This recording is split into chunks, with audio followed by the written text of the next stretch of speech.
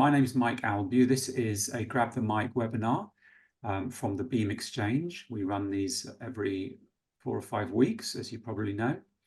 Today, I'm very privileged to have 2 speakers who are going to be talking about beyond the last mile, applying the market systems development approach in host and refugee markets, with examples from Ethiopia and Uganda. It's a very popular topic. Had over 500 people register.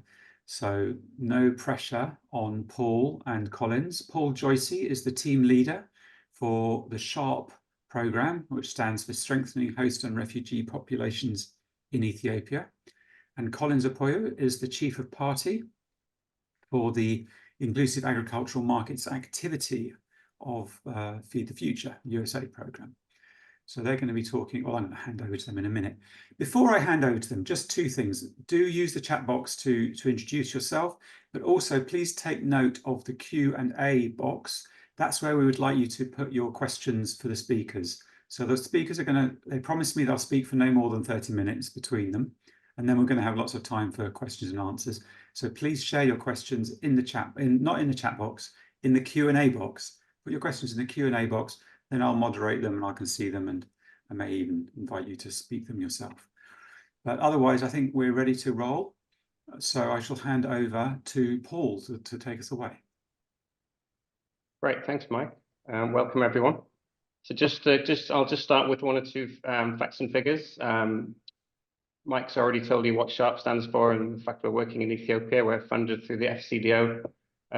Implemented by DAI with technical support from Opportunities Unlimited and First Consult. And we started over 4 years ago in September 2019, and we're now just entering what we think will be our last year. So I just want to spend a little bit of time at the beginning, 2-3 minutes, just to talk about the context, because I think this is all important to understand what Collins and I think we'll be talking about today. In our context in Ethiopia, we're working in 3 locations. 2 of those are in the southern Somali region, which together those 2 regions host 250,000 Somali refugees. This includes the oldest camp in Ethiopia, Kabrabaya, which was built in 91. And the most recent of these camps in the Somali region was built, I think, in 2011 down in the south in Colorado.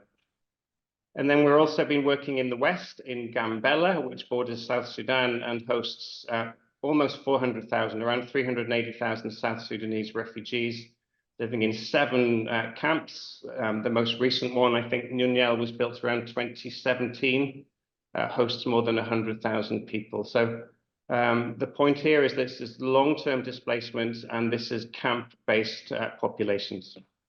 That are located in remote border regions. Most refugees, they cross their nearest international border, and the majority stay there for long periods of time. So these economies are, in our context, disconnected largely from the national economy, which centers around Addis Ababa and the highlands of Ethiopia. They're border economies, a lot of cross-border trade, difficult to reach, expensive to reach, poor infrastructure. Not an easy sell for business. This is not an attractive or an obvious place for a company to want to go and do business. And then when we think about refugees in particular, again, within the context of Ethiopia, many pledges have been made. The reality on the ground in terms of implementation is still catching up with the pledges made at the policy level. So the majority still don't have full socioeconomic rights, still experience formal restrictions on mobility. Access to refugee camps is difficult. It's still quite tightly controlled by the government of Ethiopia. So for companies that maybe do want to go and do business there, it's not straightforward to get access to the camps. And I think a critical point for us in the topic today is refugees cannot yet secure business licenses. So they're all operating in the informal economy. Most places where we work, well, across Ethiopia, people don't have land for farming. They have small compounds where you can do a bit of backyard farming if you live in a place where the soil is fertile. So you can't grow your own food. People have very few assets, but largely many households are economically active. We see a lot of things people doing: small-scale livelihood activities, informal micro business, Largely people doing what they're familiar with from back home, but doing it on a smaller scale because they've lost so many of their assets when they've crossed the border.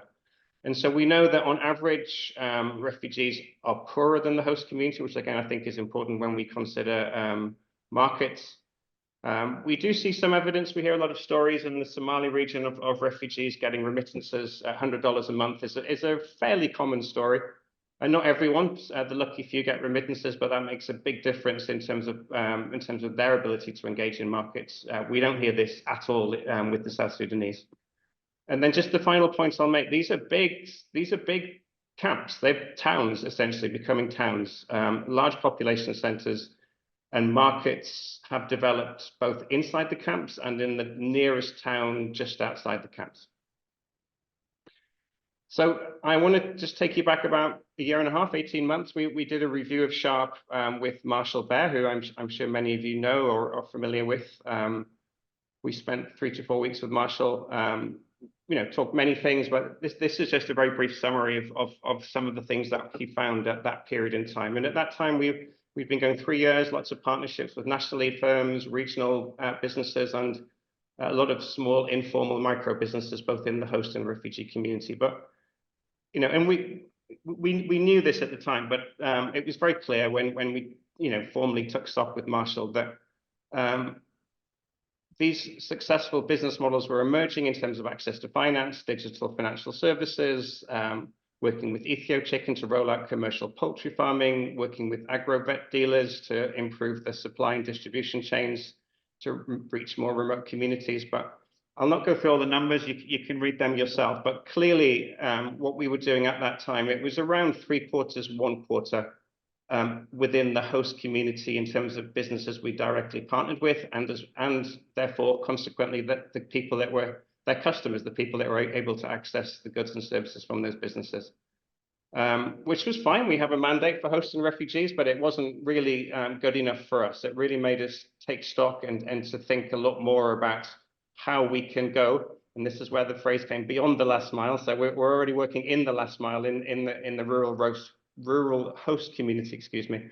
But how do we get beyond that last mile into the refugee camps with all of the restrictions that we just outlined in the previous slide?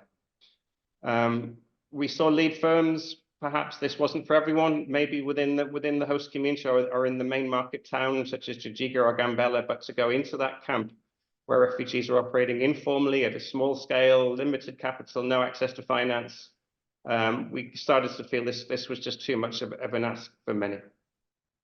But more encouragingly, we did see very clearly the refugee market is a viable one. People are consumers. They may have less money, but they have money to a certain extent and are keen consumers of goods and services that they can then use to invest and improve their livelihoods. Many are engaged as producers, and many as small business people and as entrepreneurs. But clearly we had to adapt what we were doing to reach those people more effectively. So refugees engage in local markets. I mentioned earlier, these small markets have grown up in and around camps. These are the places that refugees largely engage with. They have mobility restrictions. They don't, I've already said they don't have so much money. It's more difficult for them to reach the main towns. Although mobile money services do, of course, help that in terms of being able to purchase goods at a distance. Just the map here on the right, I just want to just to show some of the distance here. You can see for those of you familiar with Ethiopia, I'm sure many people are familiar with Jijjiga. I would have thought the main regional town in the Somali region, where there's a strong business case there for lead firms. But then you see the small red triangles, these ones here, if you can see to the east. Shedder and Orbade, where we've done a lot of work. Orbade is about 5 kilometers from the border with Somalia, Somaliland. 2 hours along a very, very bad road. And that's 2 hours in a nice 4-wheel drive. That's probably more than a day in a local bus. These are the places we needed to reach. We needed to essentially get the companies from Jijjiga up to these places. And you can see this in the bottom corner. I think this is Shedder Camp. This is an example of what these places look like and some of the scale of the markets that we're trying to reach. And this really led us to focus a lot more on the regional firms that are based in the regional market towns such as Jijjiga, and for them to drive business growth in the refugee camps. But even then, that wasn't enough. We've had to physically go out, our teams go out with government and actively find refugees to partner with and to link to those regional businesses. So with this slide, I just want to really show two things. One of which is just to show you some examples of those regional businesses that have increasingly become important for us in reaching refugees and driving growth into the markets in refugee camps. But also this system, I wanted to show the system as well for the small scale poultry farmer or for the person that's fattening goats and selling them on and trading them. These services just weren't there 3-4 years ago. So this is also what we've had to really think about building the whole system around these businesses so that they can reach these services a lot more easily. So just starting top left, this is a commercial poultry farm in Jijiga, Mr. Farhan. This is, you can see, this is big. We were just there last week. I think he has 20,000 chickens there now. He's supplied 26 small-scale refugee poultry farmers. He's given training on shed construction. He's sold day-old chickens, feed, vaccines, medicines, all that stuff. And he's the guy that they call when there's a problem. So for Farhan, he continues to sell the feed and the medicines. That's his business. And then when the chickens stop laying eggs in a couple of years, they reorder from him. That's his ongoing business interest here. We see top right, this is an example of a local animal feed production center. We've managed to set up 5 of these, of which 4 are currently operational, largely still getting going, to address a critical need of lack of access to quality animal feed. The picture you see there is from Dolorado, way down in the south. Bottom left, this is Shabelle Bank, one of the main financial service providers in the region. They now have a physical bank branch either inside the camp or just outside the camp in all of these 8 camps in the Somali region, which helps with liquidity of mobile money agents. They're onboarding people as customers, and we hope in the future they can then go out and start looking at business loans. Again, actually inside the camp, so it's very accessible for people. And then on the right-hand side, we see an agrovet in Cabrabaya. He's becoming a regional wholesaler, supplying paravets and supplying smaller scale agrovets that are closer to refugees. So here, just before I wrap up, just 2 examples. You can see a refugee poultry farmer at the top and an agrovet from Dolorado at the bottom. Clearly a huge difference in terms of scale of the businesses. And this is how we had to adapt to reach these people. This was a very hands-on process. We needed to physically go out, boots on ground, find refugees running micro-enterprises, developing a lot of micro-grant agreements with these informal businesses, helping them to scale up to the level where it is worthwhile for the regional firms to do business with. We had to change our expectations around co-financing. We'd all love 50-50 at least, but this is less than 20% from the refugee side because of affordability. And these businesses are much, much smaller than we were doing within the host community business. So the poultry farms, for example, started about 100 chickens, whereas in the host community, they started at minimum 500. But this has been successful. We'll be doing another paper on this with Marshall later on in the year, but now more than half of the businesses we've directly partnered with are refugee businesses, which was not the case a year and a half ago. So finally, just to sum up, refugee markets are viable for the right company with the right good, the right products, the right values. They're not easy to reach, but there is a market there. Increasingly, the model has become a national or lead firm supplying regional firms, which are then supplying refugee micro businesses. In these places where there's so little system and, we say thin markets, but there was no support system at all. We've had to really consider how to build the access to finance, the agrovets, etc., building the system around the small businesses.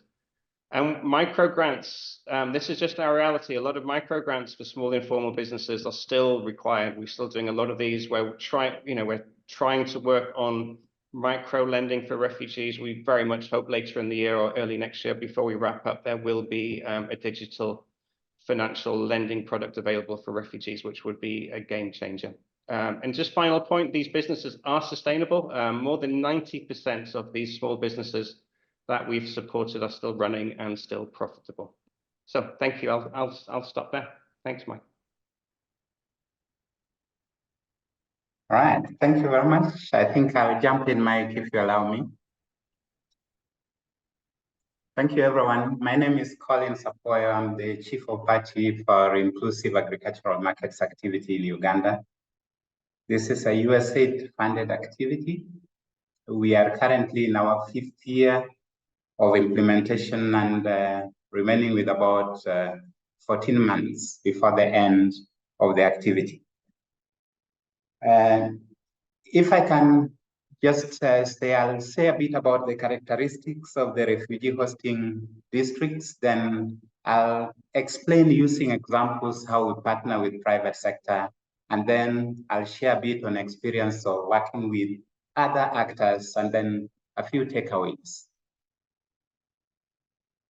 As I said, we are a 6-year agricultural market systems development activity.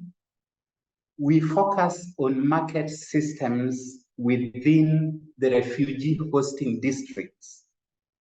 Our aim is to create opportunities that can engage both refugees and host residents.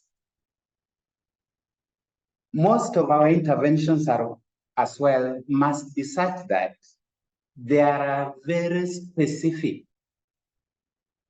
strategies for including refugees. So I want to be very clear right from the onset that we do not specifically target refugees. We look at opportunities and then work with our partners to find ways in which refugees can be included into those market systems. This activity is implemented by DI, TechnoServe, and the Market Share Associates. Next. If we look at the refugee hosting areas of Uganda, they are dispersed across Uganda, but mostly in the north and the southwestern parts of Uganda. We are focusing on 3 districts. They are not the same at all, and they have difference in climate and the range of economic activities that are going on there. Some districts are more agriculturally productive than others. Based on our initial assessments, we did notice that a number of humanitarian agencies provide direct transfers to the refugees, but not to the host communities. And then a number of these refugees are also receiving money from relatives abroad. So that forms the basis of their income. But there is a lot of movement by refugees into the host community in terms of trading. So there is a lot of trade relationships already going on in those areas between the refugees and host communities. Again, when we looked at the opportunities in those areas, already a number of refugees are already involved in many of the agricultural activities. So our aim was to then find what are the best opportunities to work with both hosts and refugees. Next. So, in working with the private sector, we have 2 ways of doing that. First is to attract private sector who are based either in Kampala or major towns to establish operations in the refugee hosting district. That is one way, and we support through market assessments and identification of opportunities, and then we co-invest with the private sector partner in strengthening their relationship with the community and the local partners within the community, and also cost share in establishment of basic infrastructure that can enable the private sector to actually start operations. Next. Then we also look for local private sector already operating in the refugee hosting districts. So we identify them, and then we invest in preparing them to engage with external private sector, and also build their capacity to deliver services. So there is a lot of capacity building through technical assistance, but there is a lot of engagement, a lot of bringing together local businesses and external businesses to explore these opportunities. Just to share at this point some of the lessons that we learned in the initial stages of engaging. One is that it is essential for any program to invest enough time on onboarding private sector partners. We normally assume that they know everything, but rarely do they understand the intricacies of working in the district. Secondly, we have learned to avoid partners who come in with ready-made solutions from elsewhere. Those ready-made solutions are normally geared towards attracting funding rather than delivering a business service or delivering a product that can commercially stand on its own. Then, we need as programs to undertake a more detailed analysis of the opportunities that exist in the refugee hosting districts.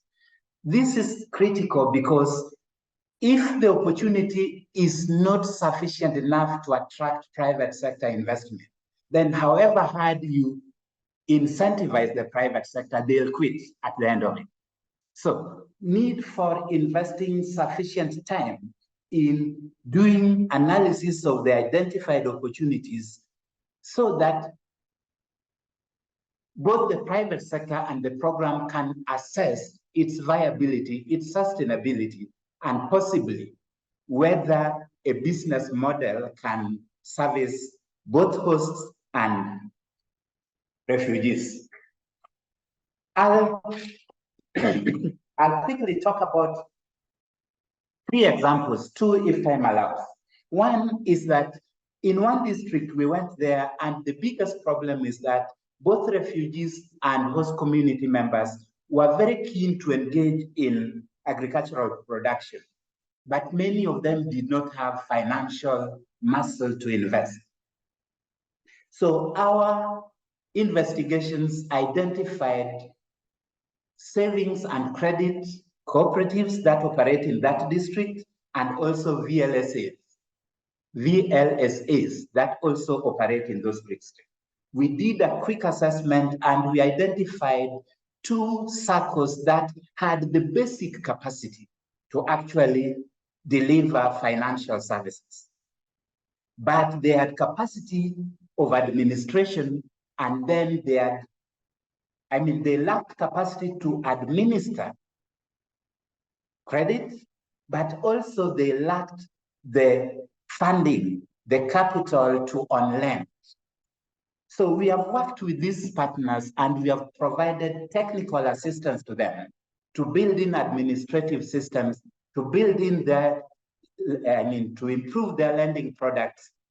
But while doing all this, we identified that the SACCOs do take fixed deposit accounts from individuals and institutions in order to beef up their funds for on-lending. As a program, we have designed an innovative returnable grant mechanism that will be provided to these SACCOs to lend to both host community members and to refugees, with a lot of weight being placed on lending to refugees. In that way, we hope that the SACCOs can then lend to the refugees, but also lend to the normal farmers in the district, so that their approach is seen to be inclusive rather than leaving out other sectors within that district. Our exit mechanism is such that each of these SACCOs has a 6-month lending cycle. At the end of 6 months, we will see if our returnable grant has earned interest, has been lent out, whether they have incurred any defaults, and if they can show that they are able to lend it out and recover and pay interest on that returnable grant. then we can easily turn that returnable grant into something else, either TA going forward beyond 1 year of piloting the idea. So that is how we see ourselves working in that district. In another example, the problem we identified was around unpredictable market for grains in one of the districts. Both refugees and the hosts said that they had grains, but they were not having buyers. So we partnered with a local grain aggregator. But in a very short time, we recognized that the problem is not about marketing of the grain. The volumes would not be enough to sustain private sector investment. So the problem moved from grains to seeds for growing more. So with this private sector, we layered our work on the work of other agencies, humanitarian agencies within this district. And we found farmers, cooperatives, both host community and refugee farmers groups, whom we have trained to become seed producers, to produce what are known as quality declared seeds.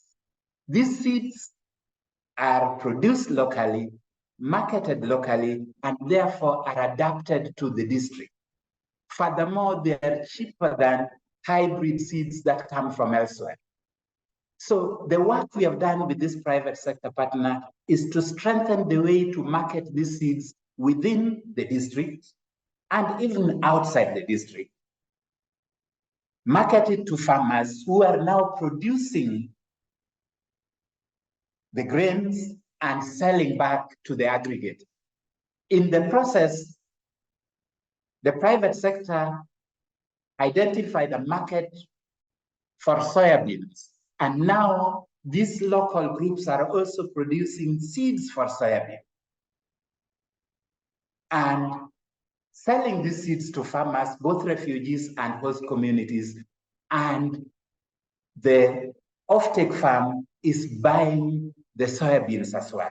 An opportunity has now arisen where the refugee farmers and households are identifying a nutritional aspect of soybean, and they are diversifying into processing the soybean into soya milk to tackle the problem of nutrition among children. My last example is access to inputs. Mike, do tell me when I'm going over time. My last example is around access to inputs. Again, farmers in both the refugee hosting districts and the refugees themselves said they do not have access to inputs, fertilizer especially, because refugees have small pieces of land and they want to maximize productivity. But they say they don't have access to inputs. In our assessment, we did recognize that there was no input supplier in the whole district. So we looked for one supplier and we did additional assessments and we agreed to establish with the supplier an inputs hub within that district. Very quickly, it became apparent that fertilizer alone is not what is needed. There was need for animal feed. But these refugees are also consumers. They needed some food products, especially what they call in Uganda posho or flour. Very soon, we also recognized that there are other inputs that are required by farmers in this district. So the hub was established and has become a hub for supplying inputs, for supplying animal feed, and for supplying normal human food. But to add to it, the private sector partner is now also doing aggregation of grains from the same district. The reason why we are doing this is because no one single trade or trade in one single activity can be sufficient to sustain a private sector within this particular district. So opening opportunity for a range of activity for the private sector is key to sustainability. The other takeaways that we have learned from this: there is enough work for both humanitarian agencies and market systems development agencies.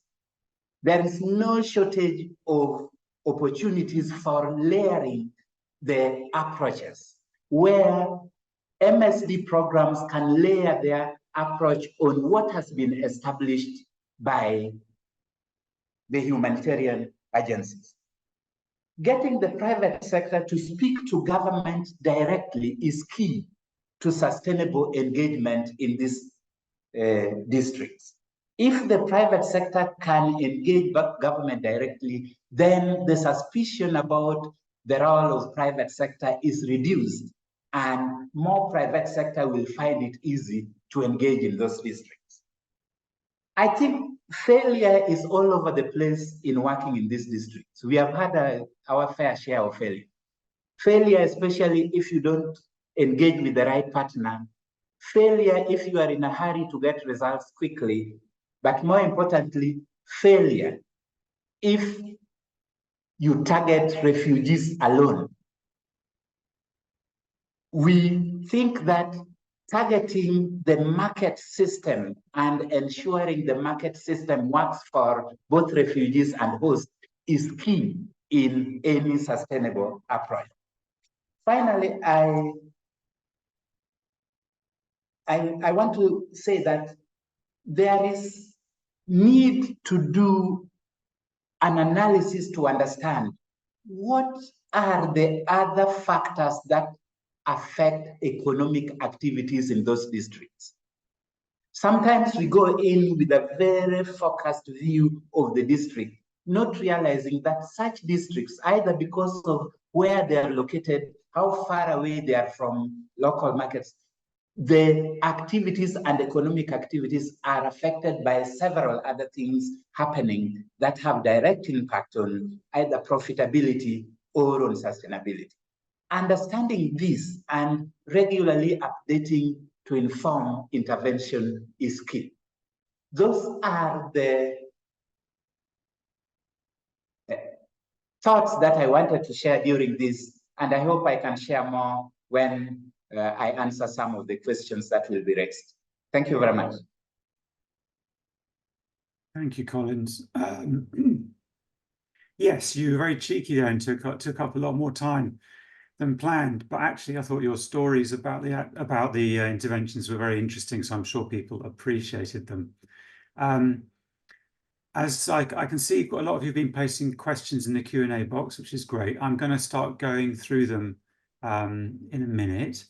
Let me start though by asking quite a general question that was raised by a couple of people who registered for the webinar but may or may not actually be here in the room. Sorry, I haven't had a chance to check. But a couple of different people kind of asked the same question, which was, how does this market systems approach, does it really work in these very weak, these very remote, these very poor markets, where particularly for people who are really in the bottom 20% of the kind of poverty population? So Paul, maybe you can start us off with a response to that challenge. I think that's largely what we've been talking to. So my very short answer to that is yes, but it's not for everyone. I think we've learned it's about finding the right company with the right risk attitude, the right values, the right product, and who are willing to take a risk, really. But this can work. As I've said, it's not MSD as we may know it, but with some adaptation, then yes, we can reach these places. Refugees are viable actors. They may have fewer rights, assets, resources, but people are earning money. They're doing business. They're very active, and we can reach them with the right approach. Is what I would say. Thanks, Mike. And Collins, maybe also you could address that question, yes, but perhaps also the particular question that Lydia Kudageka asked, which is, how do you reduce she asked, how can you reduce the conflicts that arise between host and refugee communities when they begin to try and invest in them? Thank you. Just to start by answering your first question, Mike, I think the minute we go into these places with a view of only the refugees, then we miss the point. I think refugees are not only consumers. If we only look at refugees as consumers, then the issue of income starts playing a role. If we only look at them as producers, then we'll start asking about where do they get money to invest. But we need to do a bit of a wholesome look at the districts and look at the opportunities within the district and how these refugees can engage, because we want to bring them into the market system. So for me, I think our view should be geared towards looking at where are the opportunities and what are the strategies that will bring the refugees into those opportunities and engage them into formal markets. To me, that is critical. Secondly, refugees, just like any other person, are participants in the market system. If they are participants in the market system, then they should not be confined to participation as consumers. They can be trade partners with the private sector from elsewhere. They can offer labor. For instance, one of our partners is actually engaging refugees to do the sorting of the grains. So there is labor. There are quite a number of our partners who have engaged refugees as collection agents who are going around and aggregating grains from households, both from the refugees and from the host communities. So expanding our view of refugees and what they bring on the table is critical, but we need to move away from the issue of do they have money? It is about what resource do they have to participate in a market system. That is how we have approached that issue. On the issue of conflict between refugees and host communities, the minute you go targeting refugees alone, the host communities will be hostile. That is why our partners do not have that targeting problem, because whatever they are doing is available to everybody. They engage the host and they engage the what? The refugees. So for me, to reduce that tension and conflict, it is about creating opportunities for all, but maybe with a special window and strategy to get refugees on board. That is what I can answer to those questions. I wonder whether, I mean, one of the participants, Joel Mundua, has noted that, you know, in Uganda, refugees are at least nominally allocated land and they have more rights maybe than they have in Ethiopia. I mean, Paul, do you see this conflict between host and refugee communities actually playing out differently in Ethiopia because of different rules? Well, I don't know this. I can't compare with Uganda, but just comparing 3 different regions that we work in, yes, things play out very differently. So in the Somali region, for example, which is where I drew most of my examples from, refugees are largely welcome. There's a kind of feeling of, you know, they are our people. You quite often hear this comment. So even though you may not have formal freedom of movement, informally, there is total freedom of movement, you know, same religion, same language, etc. So there's a lot of business goes on between host and refugee. We were just out there last week with, you know, we just hearing examples of refugees that are renting pasture land, for example, from people in the host community to feed her goats or to grow onions, you know, borrowing money from members in the host community. So this is a really, you know, this is usually a fairly workable relationship, whereas we see something very, very different in Gambela, where there's a number of different communities. To particular, there's quite famous conflicts that flares up quite frequently. but we tend to see business goes along ethnic lines. So what we see in terms of conflict dynamics plays out in the business environment as well, and people would largely choose not to do business with one another if they have a choice. So it's more volatile, but it's much more difficult for people to travel and to do business across ethnic lines in places that are much more contested, I think is the, thank you. Mike, for Uganda, I think that this is a special situation. I think one, refugees are allocated a small piece of land. That land would not be sufficient to produce enough even to feed the refugees. But we have seen cases where refugees who have some financial muscle go out and lease or rent land from the local community or from the host residents. Again, in Uganda, refugees are not confined. They are allowed freedom of movement. So we see a lot of trade going on.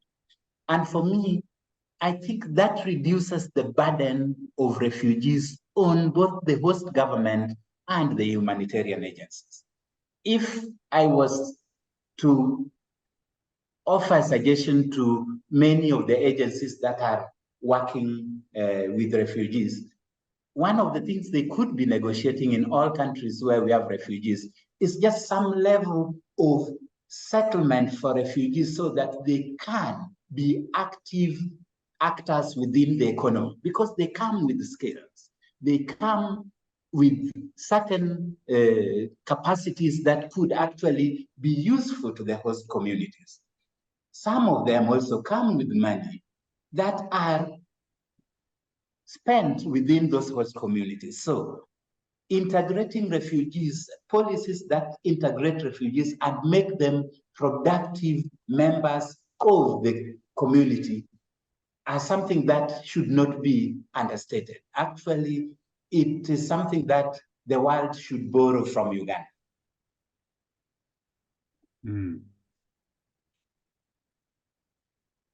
Yeah, well, that would be great, wouldn't it? Paul, there's a question from Daniel Langford, which is, I don't know if you had a chance to look at it, but the question is, given how weak the market systems are, that you're starting with, you mentioned a very, very low kind of level of support for enterprise. How do you set an appropriate sort of level of ambition for a market systems approach? Traditionally, conventionally, market systems approaches try to have quite a low visibility, use a very much a facilitation approach, and only work with kind of long-term sustainable incentives. But I think you're perhaps compromising some of those conventional MSD principles in order to make it work in this context. I think that's my point around adaptation. So what you're describing is more the approach we took in the initial stages of SHARPE, lead firms, cost share arrangements, et cetera, supporting them to go where there's markets. And then we really learned we had to be, we saw that they were going where the people were, where the markets are, where the money was, essentially in the host community. And again, there's nothing wrong with that, I'm not against that in any way, as Collins was saying. We need to be able to support this business, but at the same time, I always felt that we exist for a specific purpose, and that is to go, as I keep saying, beyond that last mile into the refugee community. So we did have to change with a much more hands-on approach than we would have liked, a lot more micro-granting than we would have liked, directly linking businesses. So yeah, a much stronger approach. And I actually believe that without that, we would not reach refugees. It's as simple as that. As we outlined, these are not easy markets to work in. And it's very easy to pull out. I think Collins was also making this example. So we've had to make the connections essentially, and to have a more hands-on approach than we would normally like in a conventional MSD approach. But I think in this context, that's what we've needed to do. And the context drives our approach and our strategy. So can I ask a question that's coming from Lindsay Camacho about the measurement side of that? How do you assess the impact beyond counting the number of individuals that receive support or micro grants and so on. How are you identifying the scale of the impact that you're having as a program? Who's that for, Mike? That was a question from Lindsay. Can I go for it? Macho. Yeah, Collins. All right. I think starting from the MSD side, there are ways to measure impact. I don't want to go into that, but in practical reality on the ground, how do we go about it? I think once we have agreed the metrics that need to be measured, and for us, the key metrics is participation, incomes and revenues accruing to farmers. There is also the issue of, are the farmers having a variety of activities that increase their income streams? And then at enterprise level, we are looking at profitability and growth in size of business within the district. So those are things that we can measure relatively regularly, especially during the aggregation period. We do get data from our partners around what was the average price, how many farmers sold to them, and what did those farmers get in lump sum, and then we can calculate roughly what they got. In terms of the long-term impact, that we leave for household surveys that we have a team doing in the field. Then we also did a mid-term evaluation, that is, we are awaiting its result. So there are ways to measure, but practically just having the ears and eyes on the ground, collecting data on a regular basis, season to season, will enable you determine whether this is going anywhere or not. That is how we have used both our partners and our own staff to collect data that can give us a sense of whether what we are doing is making sense. But seriously, if a private sector agency who went there with 0 sales, and in the 2 seasons they have been there, their sales have grown by 300%. You can infer that they must be seeing something beyond what is obvious. So that is one quick way to measure that there is opportunity being exploited. The number of refugees engaged and those who continue to engage beyond the first season are also measures of the value they are drawing, because no sensible person will continue in something where they're not deriving value. So those are basic, I call them anecdotal evidence that we use to say this thing is working. But I want to say that we need to be less ambitious when setting targets for these areas, because the more ambitious you are, the more frustrated you are likely to be. I think the important thing is to be open to learn with your partner. Continuous learning, continuous adaptation, and where possible, continuous change of strategy totally, if that will enable the private sector to continue delivering goods in a way that makes business sense.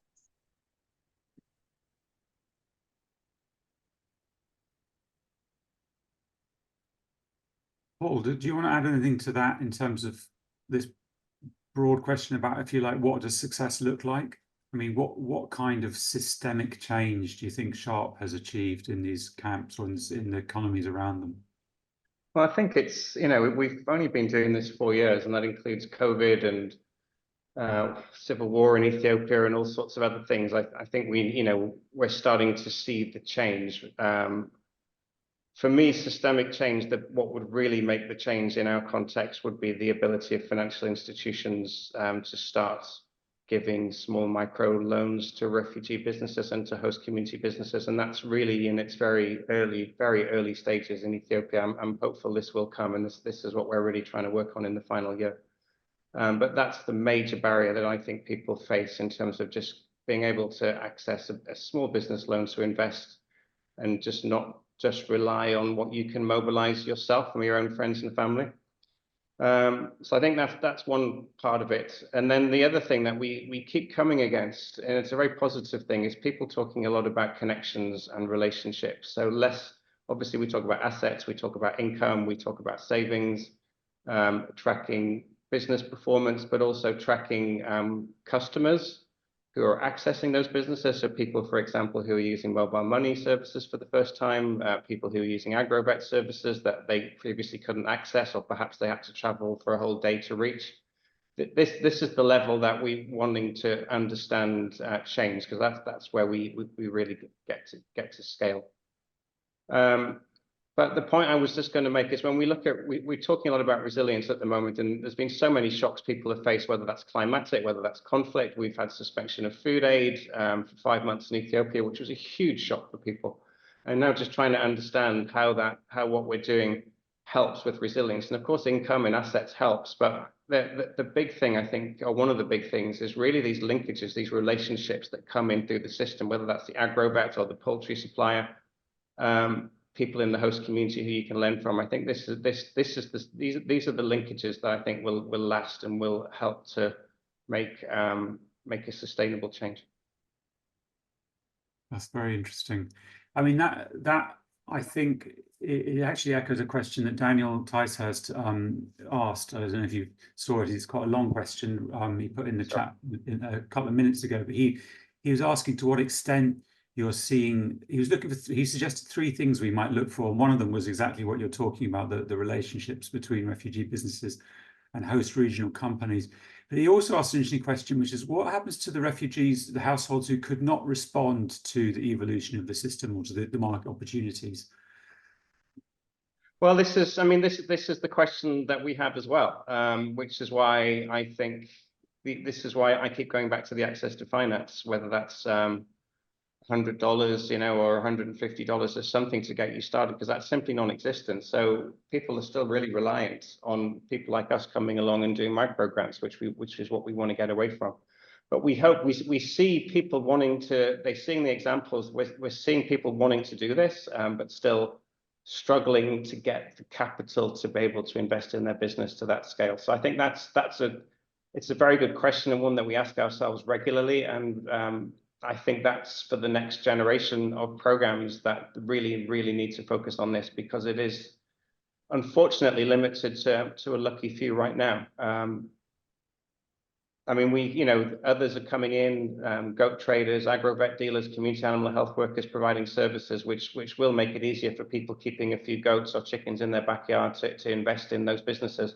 But to get to the scale that I'm talking about, where someone based in Jijiga or Gambela is wanting to supply on a commercial basis, I think that's the challenge we talk about a lot, and we don't have an answer to that right now. So if anyone else of the 130 so participants could help, that would be very grateful.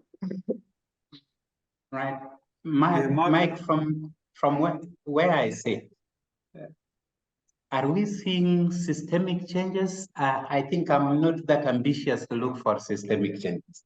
I'm looking for small changes that could show that there is opportunity for business to go on in there. That includes the refugees. So when I see a private sector partner whom we went in with to do aggregation, starting to do all these other businesses, and investing more money on their own, I can actually step aside and say they are seeing something beyond what I asked them to do. And for me, that is important. Mm-hmm. And if we can be able to demonstrate that there are opportunities that are invested in these refugee hosting districts, the changes will occur on their own. We have cases where other aggregators are now making headway into the refugee hosting district in the Southwest without our engagement, because they are seeing 2 of the aggregators working in there, getting a lot of grains from that. For me, that is systemic change, even if I didn't talk about it. Another thing that we keep looking for are their relationships and trusts building between the actors that we have introduced in there. So when we see one of our private sector partners starting to directly give credits in terms of inputs or give upfront payment for grains, then to me, I'm saying there is trust developing. And that is the essence of commercial relationship. If that is happening in the refugee hosting districts and even between private sector and refugees, then I start stepping back and saying there are changes happening because these were not there before. When I see the government actually starting to say to other actors that we need to consider market-oriented approaches for our interventions, and especially for refugees who have stayed in these areas for a longer time, then I start saying there is some mindset change at the highest level. And maybe in the next 5 years, that could result in policy that says you don't do direct humanitarian agencies. I don't think that will happen soon, but I'm just thinking aloud. So for me, it is looking for those little signals that show a movement towards an interesting space in the future. I would not worry about whether all of a sudden now we are having markets where refugees are governing the market. Those are quite ambitious, but these are small steps towards that desired goal. Yeah. Can I just add one thing very quickly, Collins? You just reminded me. So with Shabelle Bank, they always said to us, we can't lend to refugees. They'll take our money and they'll run away back to Somalia, is what they told us 3 years ago, exactly. And now they say refugees are bankable, they're a good market, they pay back better than the host community. So I think you just prompted me there. That's another sign that for me, that's a significant change, that their attitudes have changed and they're continuing to drive that change and invest in this market. Mm. Well, they say, Sorry, Mike, in the few interactions I've had in these spaces, refugees are relatively hardworking people. If given an opportunity, they are actually quite hardworking and would want to create a new home away from their home. Mm. So it is just a matter of getting private sector who are willing to walk the journey with them. But many a private sector that we have encountered here and failed miserably are those that know that in there you can do something, even if it doesn't work. People know it is a difficult environment. Mm. And that is the mindset that is actually crowding out the real private sector that wants to do commercial business. That has been my experience. Right. Well, look, I'm afraid we've run out of time. So I'm going to ask you one more question, but before I do, can I ask everyone who's listening, well, first of all, say thank you to everyone who's come along. We had a really great turnout. I think we 140 people in the room, which is fantastic. Please, could you leave your feedback in the chat? There's a little short feedback form we use, just to take you 30 seconds. Let us know what you thought about the webinar. I'd be really grateful. Final question for you two is, as we're talking about these mental models, these attitudes, which are kind of at the root of systems change, is there a problem with the humanitarian NGO world kind of undermining that change of mindset with continued approach that's based on handouts and paternalism? What do we do about that? Let me give a stab at that one. I said it in my presentation that there is room for everyone. In those districts, there are ultra poor households that you cannot try to engage, either because they don't have skills or they don't have the basic income, or they are left out by the information available so that they do not identify opportunities. They cannot engage in opportunities. So I think there is room for humanitarian work. But there is also room for layering. When I talk of layering, if a humanitarian agency has built some agricultural groups, has trained some VLSAs. That is a fertile ground to build something up from there. So in my view, there is totally no tension, and it is just to align the thinking to know that the humanitarian agencies are building the platform for market systems and development agencies.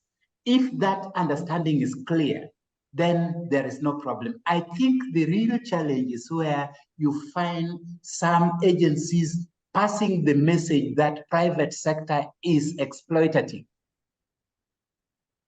Then we have a problem. Okay, I rest my case. Collins. Paul, last word, Paul. I agree with everything Colin said.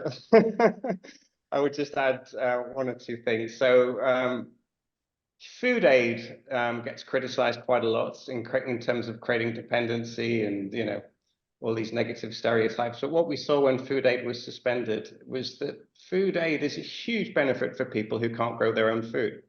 It provides, you know, it lasts half the month essentially. So that's, you're only really trying to get income for the other half of the month to feed your family, just as at a basic level. So I think in that sense, there's actually quite a good example of a basic safety net that's being provided to refugees that isn't unfortunately available to the host community and other public services that are available to refugees. And we've seen people moving out the camp struggle because they've had to pay for school fees, they've had to pay rent, they've had to pay for healthcare, et cetera, et cetera. So I think there's some positive things in what the refugee community provide. And as Colin's kind of hinted at there, we haven't done a statistical survey of this, but my feeling is with market systems, we're kind of reaching the top 20, 30% in terms of, you know, incomes and ability to spend. So there's a huge need for the other people who are extremely vulnerable for the humanitarian system to come in and support. The only thing I would say, I think there is and I say this as a humanitarian who's worked for humanitarian NGOs for many years, there is a tendency for us to think as humanitarians, we're providing services to you, the refugee, and you need us, you are vulnerable. And I think that mindset in terms of facilitating and bringing private sector in places where it will be effective it can sometimes be problematic. And that's where I would like people to see things a bit differently. Well, thank you very much. Thank you very much, both of you. Great webinar, really interesting. I'm sorry we didn't get around to all the questions in the box, but I hope we kind of covered the general gist of them in one way or another. It's been great having you all here, but we've got to go. So thank you very much. And yeah, like I say, if you've got a webinar you'd like to propose, please get in contact with us. Please fill in the feedback form that's in the chat, and I'll see you next time. Thank you.